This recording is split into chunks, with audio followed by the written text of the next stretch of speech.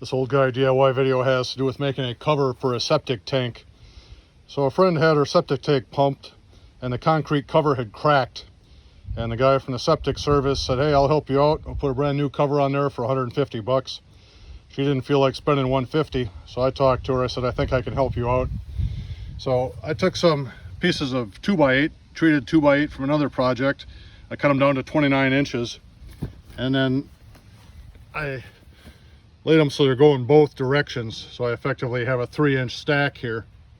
And then on the bottom, I have this piece of slip sheet, which is plastic on one side and fiberglass on the other side.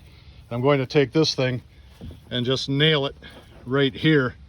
So since that'll be the side that's actually down towards the inside of the tank, and since you have all that moisture in there, you know, if you just throw treated lumber on there, it'll probably still last 20 years.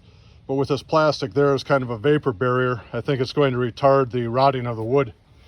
So I'm going to use these little fasteners like you use when you're attaching Owens Corning. I'm going to use these little fasteners, the type you use when you're attaching that pink Owens Corning hardboard insulation to houses. But this stuff will go right through that white sheet, and then with the big plastic head, it'll keep it from falling off and having that plastic piece fall into the septic tank over life.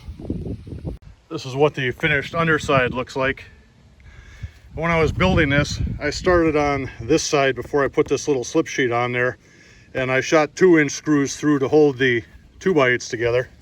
And then when I went to the top side, I put some 3-inch screws there. So I think with the 2 sets of screws, this thing should last. We're looking at the underside of the unit, and the actual hole in the tank is 20 by 20. So I measured 20 inches from this edge of that board to that edge of that board. These boards are each cut to 20 inches. I used 3-inch screws and screwed this in. So effectively we have a 20 by 20 square right there in the middle.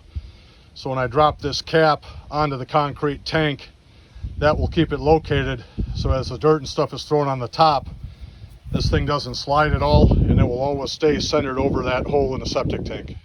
This is the septic tank we're putting the cover on. So now I've dug it out enough so the thing will fit.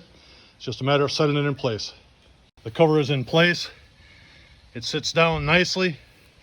So we'll call this job a success. Thank you for watching.